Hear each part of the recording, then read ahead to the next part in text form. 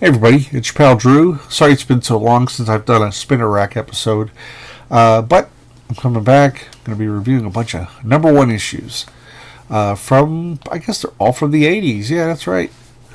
Just coincidence. I'm going to start off with Mike Grell's Starslayer. My whole thing with Starslayer, just a light. Okay. It looks cool, and I love the color of the front and back. That's just really amazing stuff.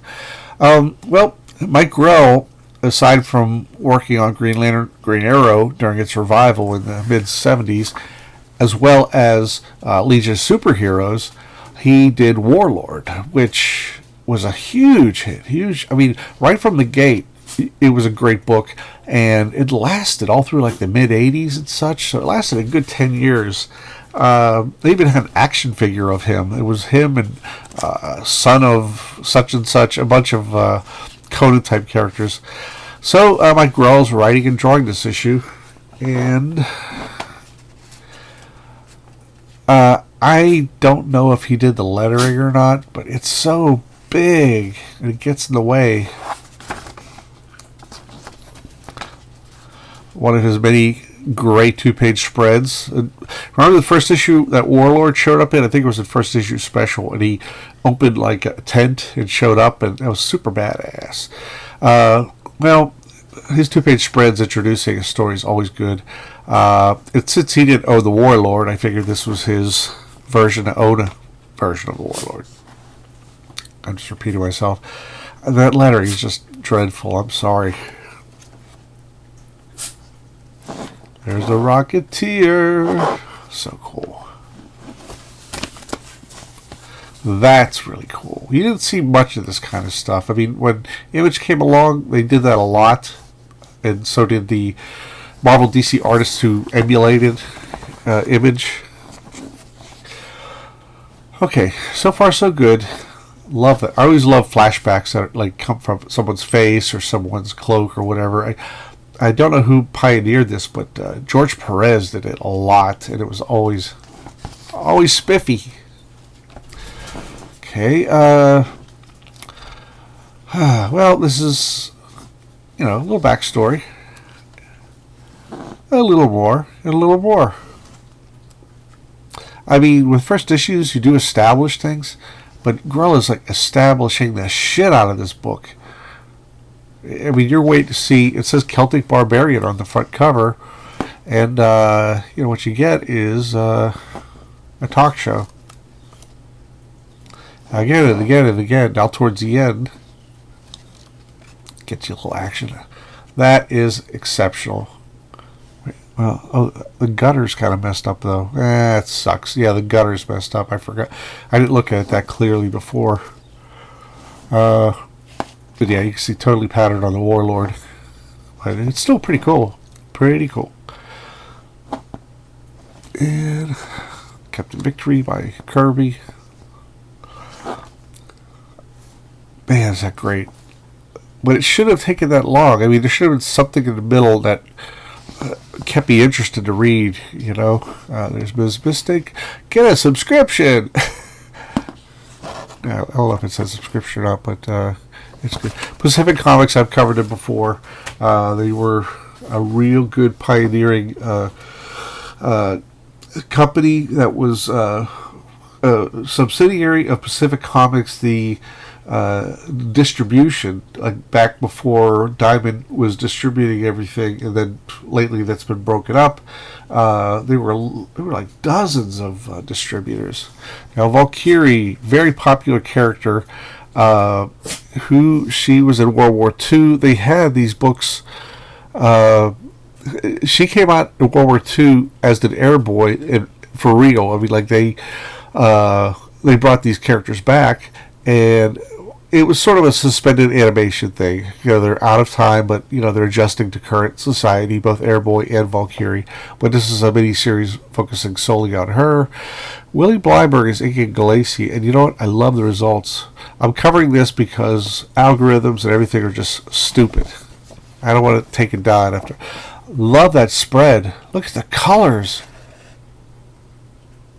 Wow, I love that.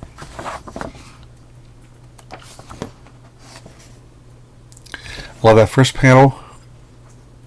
She's looking kind of, I don't know. Takes out some street thugs. And you know what? I like Bleiberg's inks more than I do Galacci's.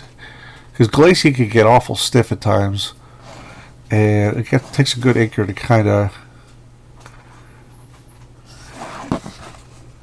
add a little more life to it, I guess. Because his stuff's all photo reference, and there's a good way to do photo reference. There's another way. Come on, focus, you idiot. There I am. Okay. And the thing is, in the 40s, she was on the side of the Axis. And then she started working for the Allies. She saw the error of her ways. So she becomes super popular because it was caught on film that she had kicked people's asses. Bad guys' asses. Almost a little Brian Boland-ish there. There, yeah.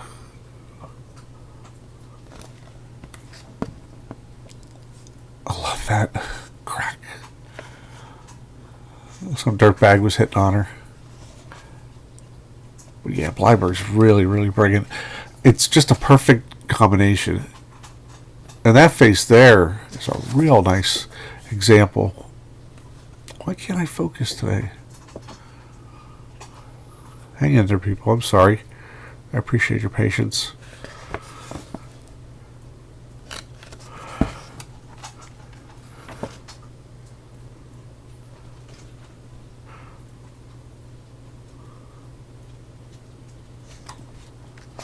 Yeah.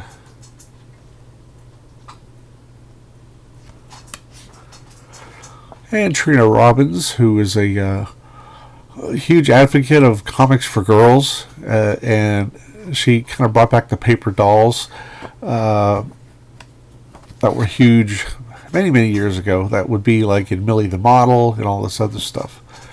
There's Airboy. Fred Kida, who inked... He drew the best issue of What If ever in the 70s. What if Dr. Doom had become a hero? And he also was known a lot as an inker in comics, but he did a lot of stuff before, like adventure strips. He was a really, really popular artist. How about that? Lee Aloha, Steve Lee Aloha. Look at those colors. He's painting on like a brown a backdrop, like there's specific paper that has that color, and I've seen a lot of sketches where people will do a sketch in white out, and that is Elmore. I don't know, Zot. That's a pretty cool book. So there were a lot of books. Like Chuck Dixon got to start here, as did Tim Truman, and Tim Truman was like a force of nature. He came up with Four Winds Productions, and he hired. He created Grimjack as well as Scout, and he packaged comics, I think, for Eclipse. He would find the talent. He would find Tom Lyle, Chuck Dixon, and many, many, many others. So, really good stuff. And now the Fly, Steranko cover. Boy, that's sweet.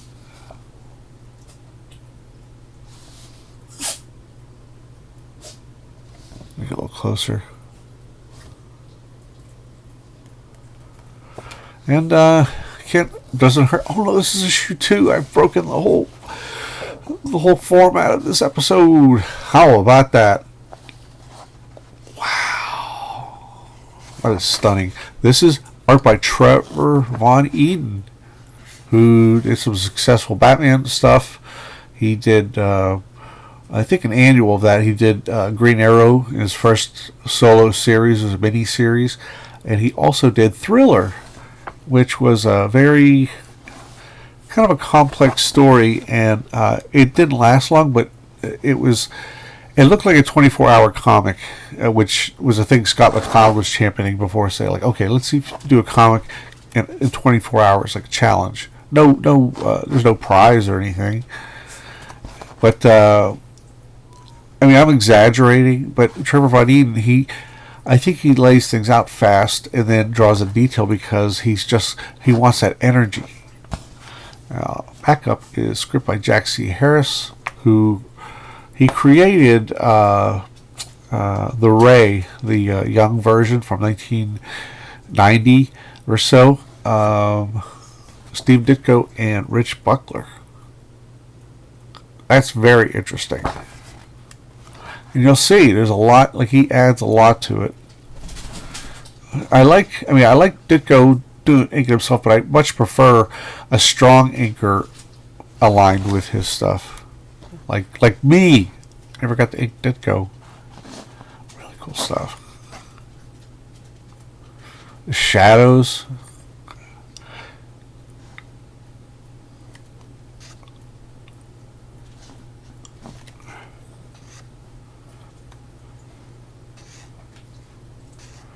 Then there's the Hangman, Robert Snyder and Steve Ditko.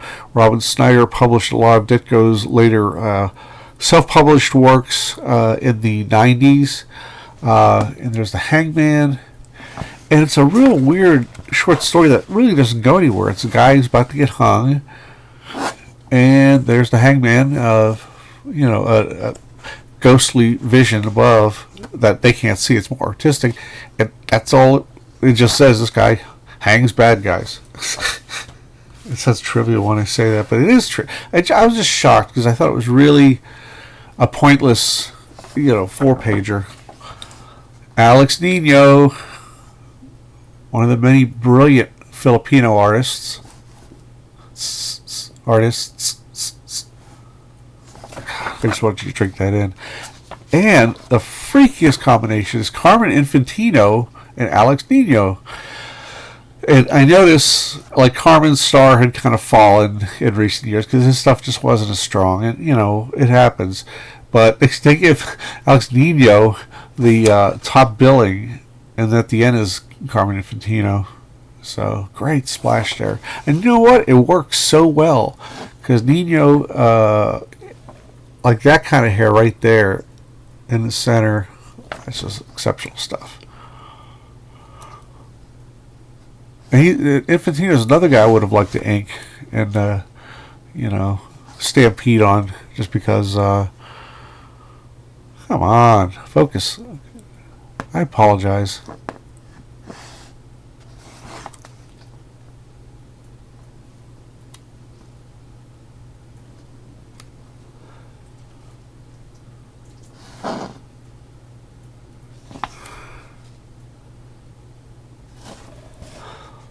That face there, the guy with the cigar, that's perfect.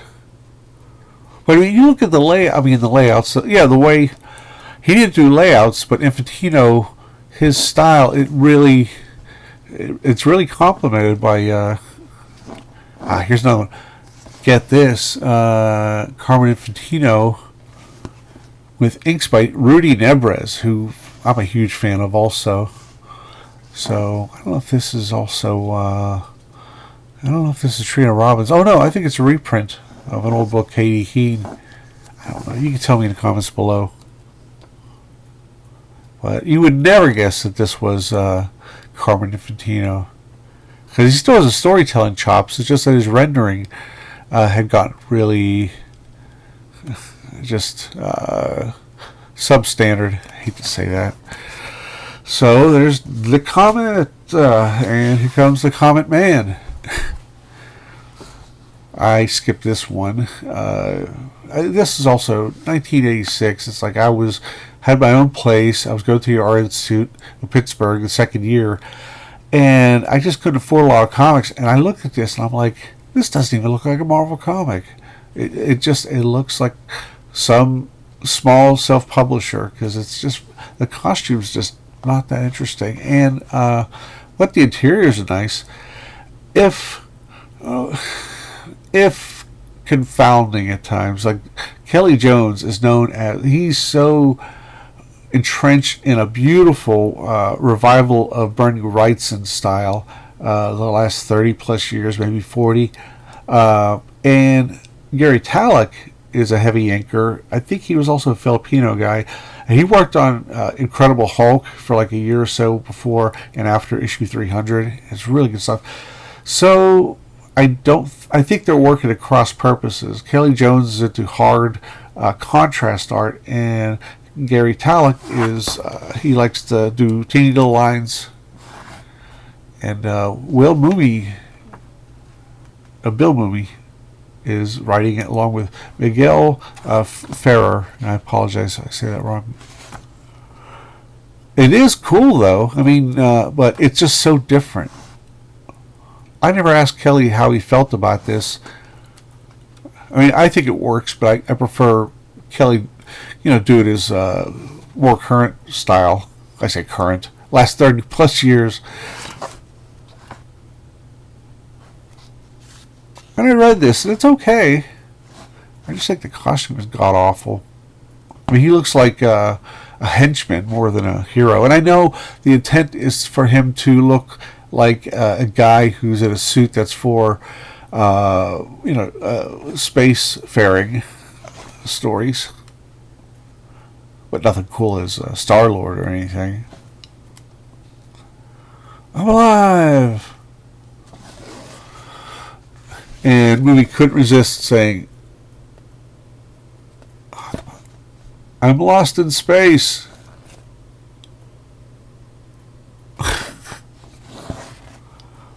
That costume just is the opposite of interesting.